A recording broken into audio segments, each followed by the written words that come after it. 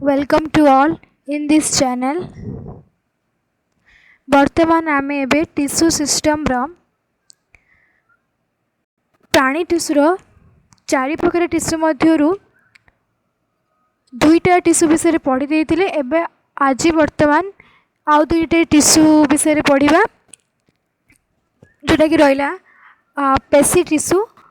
पेशी टिस्यू कौन प्रकृति में देखा। पेशी टिस्यू मुख्यतः आमर संकोचन एवं प्रसारणशील अटे, जोटा कि आमर अंग चलन पर मुख्यतः दायी। जेपरिक आम कह जपरिक आम हाथ गोड़ मन इच्छा हल पारे, आमर हृदपिंड ए सबू हृदपिंड सब लपडुप सब साउंड करे है, बस तार संकोचन प्रसारण होता है। तो ये सब आमर काम किए करते आमर पेशी टिस्यू यहाँ मुख्यतः दायी थाए। प्रकृति पेशी टिस्यूर संकोचन प्रसारण कहीं हुए कहीं से एक विशेष प्रोटीन थाए, से पेशी टिस्यू संकोचन प्रसारण गति को संभव कर पारे, ए पेशी टिस्यू द्वारा आमर संकोचन प्रसारण शरीर गति संभव हो पारे। तो आम शरीर में मुख्यतः तीन प्रकार पेशी कोष रही थाए। सेगुड़िक है रेखित पेशी टिस्यू आउ अरेखित एवं हृद पेशी है। तो बर्तमान अभी फास्ट आम देखा रेखित पेशी। रेखित पेशी को इंग्लिश रे कहा जाए आमर स्ट्रेटेड मसल। प्रकृति में स्ट्रेटेड मसल यार ना देवार गोटे विशेष कारण रही, आपको भी कह किंतु रेखित पेशी अन्य नाम गोटे हूँ आम ऐच्छिक पेशी आम कही था। रेखित पेशी को आम ऐच्छिक पेशी बोली आम कही था। ऐच्छिक पेशी माने कौन, आम शरीर इच्छा अनुसार आमर केतेक पेशी इच्छा अनुसार आमर चालित होता है, से आम कहवा ऐच्छिक पेशी। जमती कि आम कहवा आमर निज इच्छा आम हाथ आ गोड़ हल पार, तो से पेशी हूँ आमर ऐच्छिक पेशी बा रेखित पेशी अटे है। रेखित पेशी को स्ट्रेटेड मसल बा रेखित पेशी कहीं कहुए कहीं जदि आम ताकू से जो रेखित पेशी अच्छी ना जब अणुवीक्षण यंत्र देखा ताहले से अनेक कला आउ फिका बैंड देखा जाए, जोड़ा कि कला और फिका बैंड अनुरूप अर्थात अल्टरनेट भाव में रही देखा मिलता है। से कौन कह रेखित पेशी बोले स्ट्रेटेड मसल बोली कहुए है। तो आम अणुवीक्षण यंत्र केमी जाना जे से गोटे रेखित पेशी बोले सहीटा हूँ रेखित पेशी। देखा किपर रेखित पेशी आमर देखा गोटे देखा पूरा सिलिंडर आकृतिर लंबालिया अटे आर शाखा विहीन अटे आर बहु नेस्टीय माने मल्टी नेस्टीय अटंती है। तो गोटे चित्र देखी से आम देखा रेखित पेशी किपरि। देख यहाँ हूँ आम रेखित पेशीर चित्र। देख रेखित पेशी किपरि आमर शाखा विहीन अटे। देख ये कला आउ धला बैंड, कला आउ धला बैंड अच्छे जोटा कि अल्टरनेट भाव में अच्छे से आना स्ट्रेटेड मसल आम इच्छा अनुसार परिचालित होता है, से आना हूँ ऐच्छिक पेशी है। एतिक आमर पूरा क्लीयर ठीक अच्छे। तो यहाँ आमर कौटी कौटी अच्छे जमीक आम कहीपर आम हाथ गोड़ जीवा निगल इत्यादि आमर यही सब पेशी रही है। तापर आम जो बुझा ये ऐच्छिक पेशी रेखित पेशी आम शरीर थे सी आम विभिन्न अंग प्रत्यंग सहित किपर जोड़ी होती आमर विभिन्न प्रकार अस्थि उपास्थि ए सब द्वारा जोटा कि आम पढ़ी आगुरी संयोजक टिस्यू अस्थि उपास्थि रक्त सब जाए। तो ये ऐच्छिक पेशी रेखित पेशी आमर कौ संयोजक टिस्यू द्वारा आमर अन्य अंग प्रत्यंग सहित जड़ित अस्थि उपास्थि द्वारा अन्य अंग प्रत्यंग सहित जड़ित अटे है।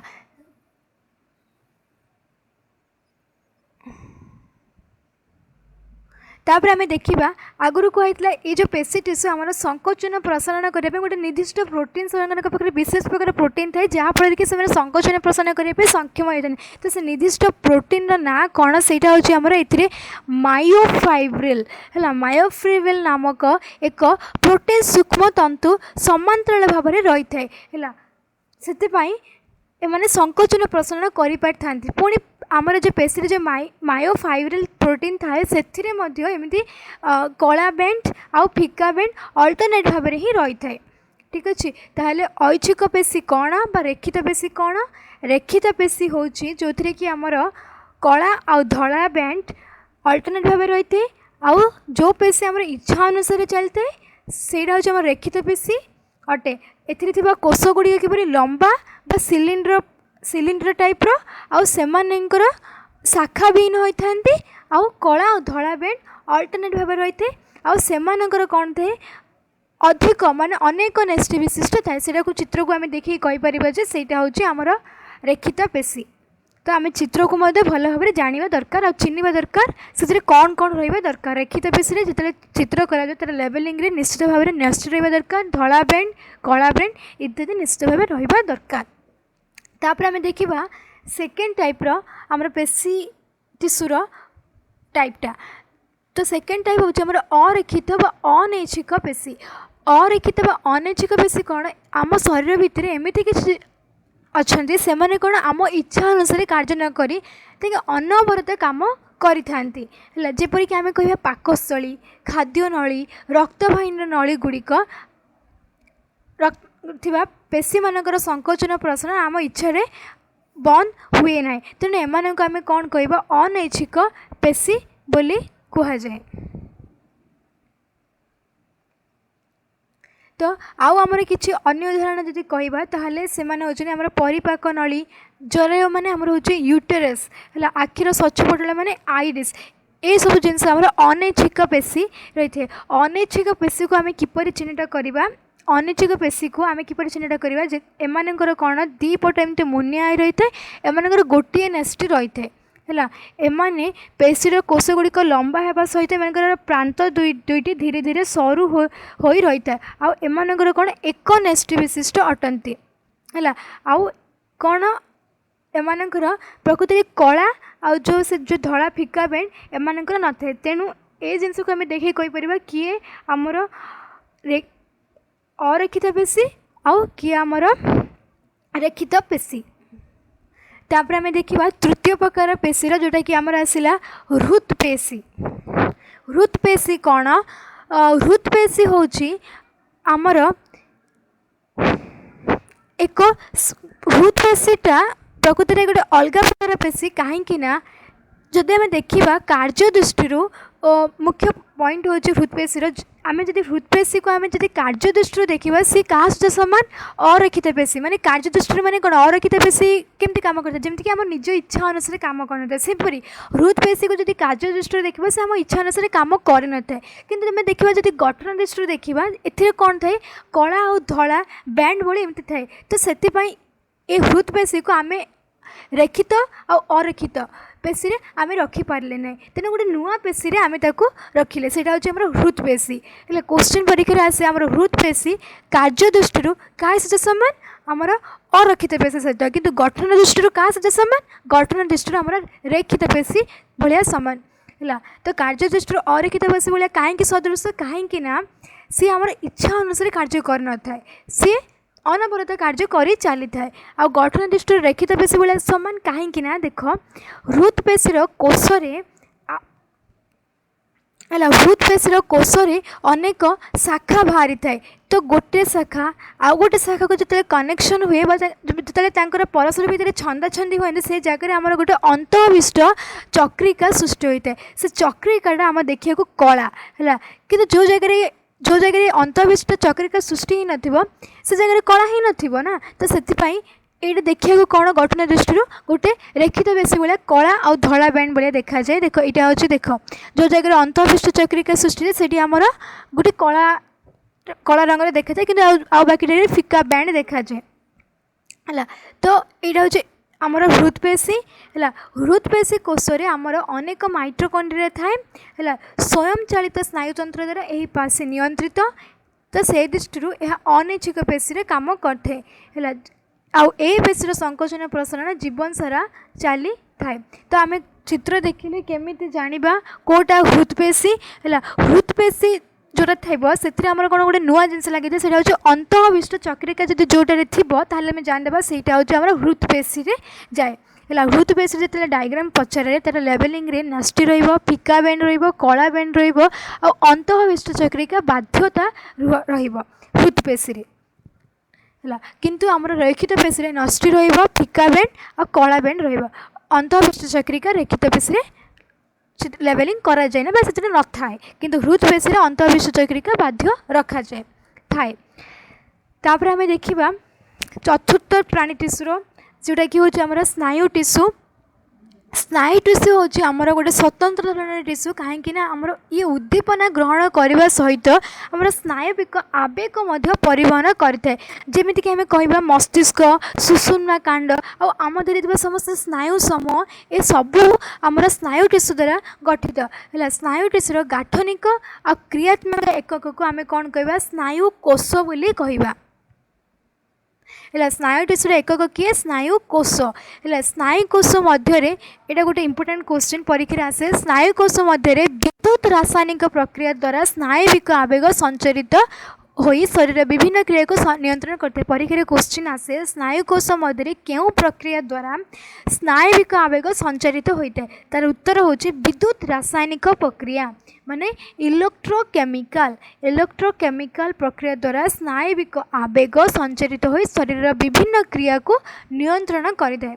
तो से स्नायविक आवेग कौटू आसना स्नायु कोष मध्य विद्युत रासायनिक प्रक्रिया द्वारा स्नायविक आवेग संचरित हो शरीर विभिन्न क्रिया को नियंत्रण करते।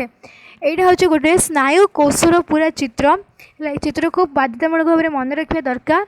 स्नायु कोषर आमर मुख्यतः तीनोटी अंश रही है गोटे है आमर कोषपिंड गोटे आमर आक्सन आउ डेंड्रन है। तो स्नायु कोषर मुख्यतः तीन टा अंश थाए गोटे है डेंड्रन कोषपिंड एवं आक्सन है।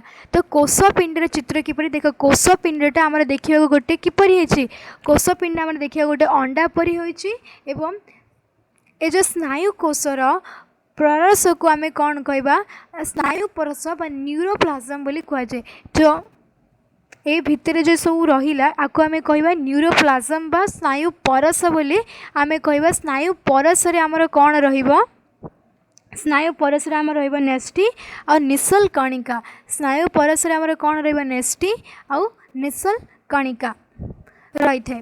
तापर आम देखा डेंड्रन देख कोषपिंडरू है कोषपिंडरू अनेक सरू सूक्ष्म सूक्ष्म आमर सरू सरू शाखा बाहर थाए ताको आम कह डेंड्रन बोली कहवा यह द्वारा स्नायु कोष कौन संवेदनटा ग्रहण करी थाए है। डेंड्रन द्वारा कौन स्नायु कोष संवेदन को ग्रहण करुच्ची है। तो परीक्षा क्वेश्चन आसे आम स्नायु कोष क्या द्वारा संवेदन को ग्रहण करता है डेंड्रन डेंड्रनटा कौटी थाए कोषपिंडर उपरे आमर कोषपिंडरू बाहरी थाए है। तो कोषपिंड बाहर कोषपिंड उपरे सरू सरू जो सूक्ष्म शाखा को आम कह डेंड्रन जोठू कि आम संवेदन ग्रहण करि थाए है। तो स्नायु कोषर डेंड्रन संवेदन ग्रहण करि थाए। तापर आसला आक्सन आक्सन कौन कोषपिंडर अनेक प्रांतर बाहरी लंबा अंशटी को आक्सन कहने आक्सन कौन देख ये चित्र ये जो कोषपिंडर गोटे प्रांतर बाहर डेंड्रन आ गोटे प्रांतर आम कौन बाहर ये जो लंबा नलीटा को आम कहवा आक्सन है। लंबा नली को आम कहवा आक्सन बोली कहवा आक्सन शेष छोट छोट शाखा बाहरी थाए ताको आम कौन देख आक्सन शेष गोटे गोटे देख एमती आक्सन शेष छोट छोट शाखा एमती बाहरी ताको आम कौन कहवा ताको आम कहवा अंतिम डेंड्राई बोली कहवा है। ताको आम कौन कहवा अंतिम डेंड्राई ताको आम इंग्लिश रे कहवा टेलोडेंड्राई बोली कहवा है। एथिरे सुन आमर एमती केतेक आक्सन अच्छी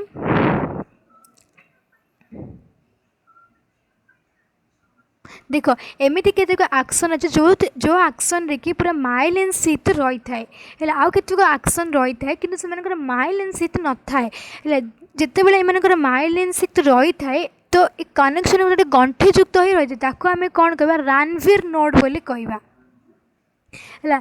तो माइलिन युक्त न्यूरन मानकर आक्सन चारिगटे माइलिन आवरण रही मझे मझे जो गंठी भली देखा जाए ताको आम कौन कहवा नोड ऑफ रणवीर कहुए है। स्नायु कोष आमर माइलिन युक्त हो पारे बा किंबा माइलिन विहीन माइलिन विहीन माने जोटी माइलिन रहिबो नाही है। तो ये आक्सन टिश्यूर सम्मानित परिचालन द्वारा शरीर स्नायुविक नियंत्रण संभव हो पारते। ये जो स्नायुकोश रही आमर विभिन्न अंग को विभिन्न जगह को किपर कनेक्ट हो सब अनेक स्नायुकोश विभिन्न प्रकार कनेक्टिव टिश्यू साहाय्य बांधी हो गोटे स्नायु रे परिणत होती बुझिल। तो गोटे स्नायु रे किपर से परिणत होती ये जो गोटे गोटे एमती ये गोटे हूँ स्नायुकोश एमती अनेक स्नायुकोश कनेक्टिव टिश्यू अर्थात संयोजक टिश्यू द्वारा मिसिकी बा जॉइंट होकर आमर से गोटे स्नायु रे परिणत होती। देख यहाँ हूँ आमर गोटे आमर स्नायुकोश यहाँ हूँ आमर आउ गोटे स्नायुकोश देख ए प्रकार स्नायुकोश देख आमर कौन अच्छे माइलिन शीथ रही कि ए प्रकार स्नायुकोश माइलिन शीथ ना है ये जो बाहर यहाँ हूँ आम सेल बॉडी बा कोषपिंड ये आम डेंड्रन बाहर ए मझे न्यूक्लियस अच्छी है। देख ये आमर कौन अच्छे माइलिन शीथ अच्छी माइलिन शीथ्र देख ये जो जंक्शन रे आमर अच्छी जंक्शन रे कौन अच्छी आमर नोड ऑफ रणवीर बा रानवियर गंठी अच्छी ये जंक्शन रे आमर रानवियर गंठी अच्छी ताको इंग्लिश रे कह जाए नोड्स ऑफ रणवीर आउ ये आमर अच्छे एक्सन टर्मिनल किंतु ए प्रकार स्नायुकोश रे देख न्यूक्लियस अच्छी सेल बॉडी अच्छी और डेंड्राइट किंतु एथिरे आमर माइलिन शीथ ना माइलिन शीथ जेहेतु ना ताहले आमर कौन नोड ऑफ रणवीर भी ना किंतु और शेष ऑक्सीजन टर्मिनाल भी अच्छे तेणु स्नायुकोश आम दी प्रकार अच्छे गोटे आम माइलिन शीथ आवृत होती आउ आमर कि अच्छे माइलिन शीथ आमर नाही है। तो एतिकी है आमर आज आज आम कौन कौन पढ़े आउ थे पूरा रिवाइज करदेवा। आज आम पढ़ले पेशी टिश्यू तीन प्रकार जोड़ा कि आम देखिले रेखित अरेखित आउ हृदपेशी।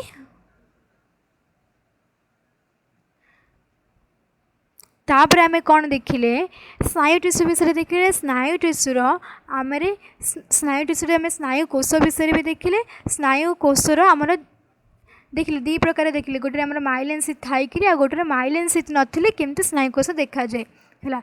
तो ये पाठटा टिश्यू सिस्टम पाठटा बर्तमान सरी जाऊँगी नेक्स्ट पाठ विषय जब जानापी अधिक इंटरेस्टेड आउ टे कनसेप्ट क्लीयर करने चाहूँ ताहले ये वीडियोटी को देखापी आमर ये चैनल अन्य वीडियो गुड़िक देखापी यही चैनल को लाइक शेयर एवं सब्सक्राइब करंतु। Thank you.